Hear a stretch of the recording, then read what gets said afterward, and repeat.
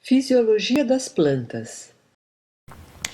A fisiologia constitui uma área que estuda os mecanismos responsáveis por manter as plantas vivas e adaptadas ao meio.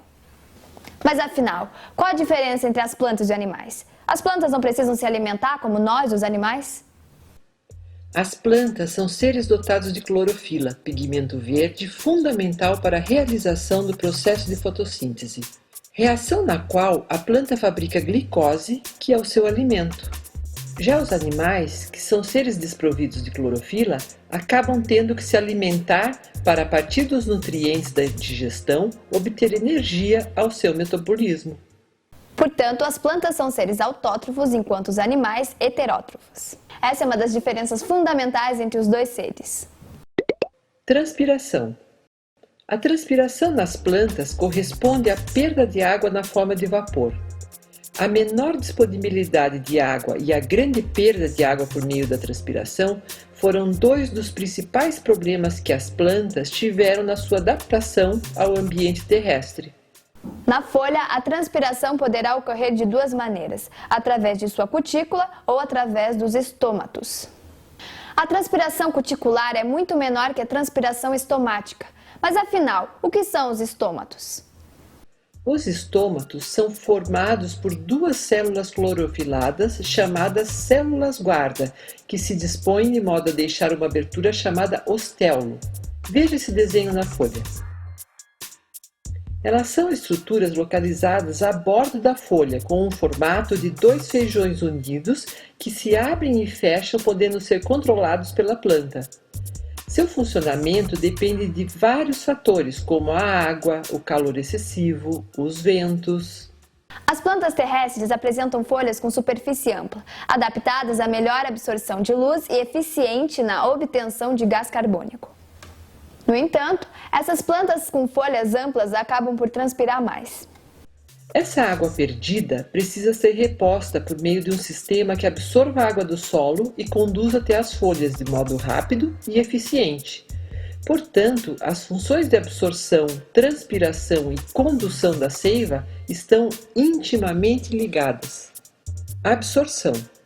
Nas plantas que são vasculares, ou seja, que possuem vasos condutores de seiva, xilema e floema, a absorção de água ocorre principalmente na zona de pelos absorventes, que existe nas partes mais jovens da raiz.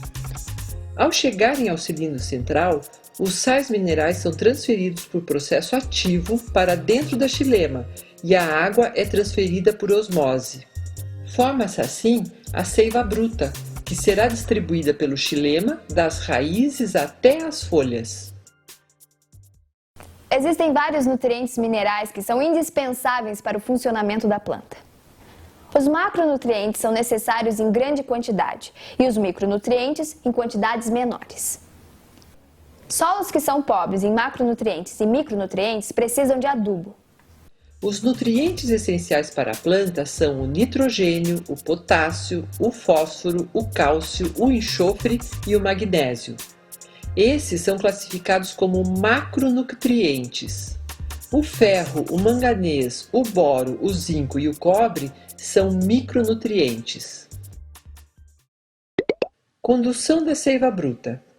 A teoria mais aceita para explicar a condução da seiva bruta é chamada de teoria da coesão-tensão, que avalia que a condução da seiva bruta depende de uma propriedade chamada de capilaridade.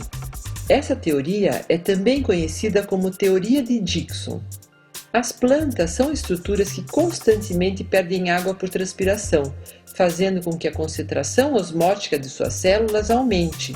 Com isso, as folhas tendem a absorver, por osmose, a água do xilema, onde a concentração acaba ficando menor. Como as moléculas de água ficam muito coesas nesse processo, elas permanecem unidas entre si e então acabam sendo puxadas sob tensão pelo xilema até chegarem nas folhas. As células do xilema que conduzem a seiva bruta são células mortas que apresentam um reforço muito grande de lignina em suas paredes. Essas células dispõem-se em formando longos tubos cilíndricos com diâmetro muito reduzido, desde a raiz até as folhas. Esse transporte de seiva bruta é feito rapidamente, mesmo por raízes mortas ou até sem a presença da raiz. Ao cortarmos transversalmente o caule de uma planta sob a água, esta irá subir até as folhas. Quando esse corte é feito, não deixa que o ar entre no xilema, então a seiva consegue subir. Segundo a teoria da coesão-tensão, a condução de seiva bruta está diretamente ligada à transpiração. Condução da seiva elaborada. A seiva elaborada é constituída de água e composto orgânico, glicose igual a açúcar, resultante do processo de fotossíntese.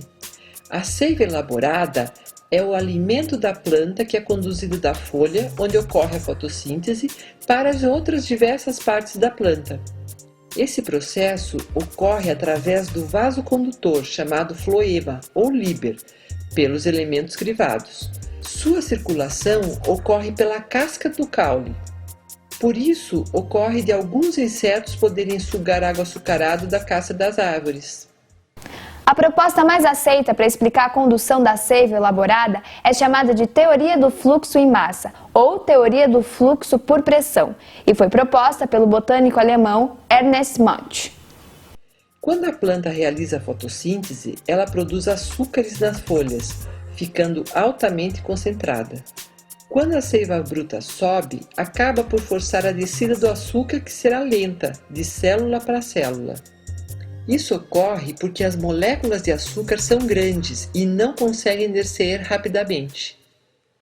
Fotossíntese e respiração. Sempre que falamos de planta, lembramos apenas de sua característica exclusiva, que é a fotossíntese, e acabamos esquecendo que as plantas também fazem respiração. A nutrição e o desenvolvimento da planta dependem em grande parte desses dois processos. A fotossíntese é um processo que depende da luz para acontecer. Já a respiração não depende da luz, ou seja, a planta faz a respiração o tempo todo, assim como nós. A planta consegue se desenvolver e crescer quando ela está fazendo a fotossíntese, mais do que quando está respirando. Isso ocorre porque o oxigênio produzido na fotossíntese é usado na respiração da planta. Por esse motivo, as pessoas dizem que devem ser evitadas plantas em quartos fechados, pois elas, durante a noite, respiram da mesma forma que a pessoa que estará no quarto.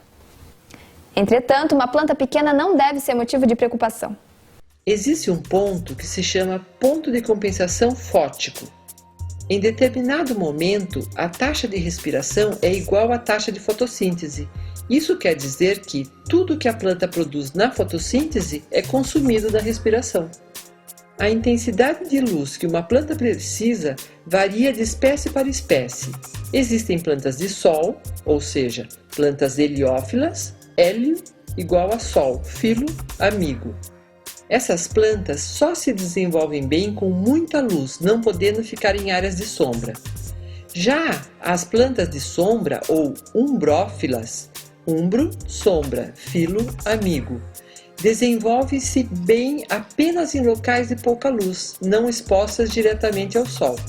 Veja esse gráfico que mostra o ponto de compensação fótico.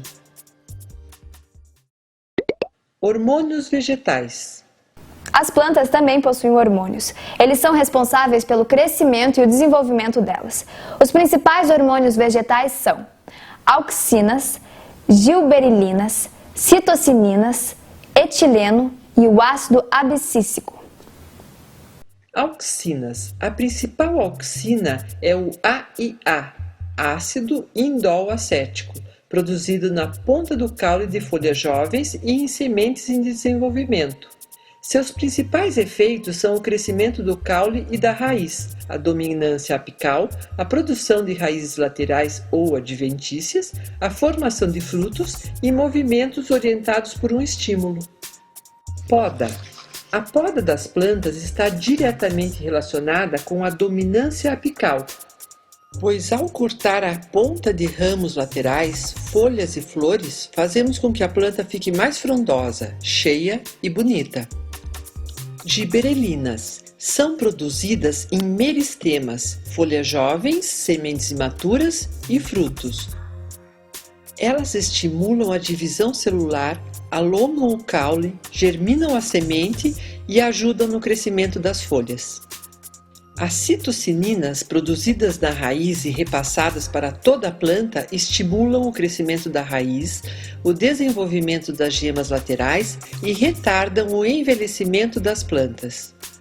Etileno, gás produzido em várias partes da planta. Ele atua na indução do amadurecimento de frutos. Portanto, enrolar frutos verdes em jornal para que amadureçam mais rápido sempre dá certo. Ácido abscísico, produzido nas folhas e caule, inibe o crescimento das plantas, induzindo a dormência das gemas e sementes. Esse ácido induz também ao fechamento dos estômatos. Já entendi!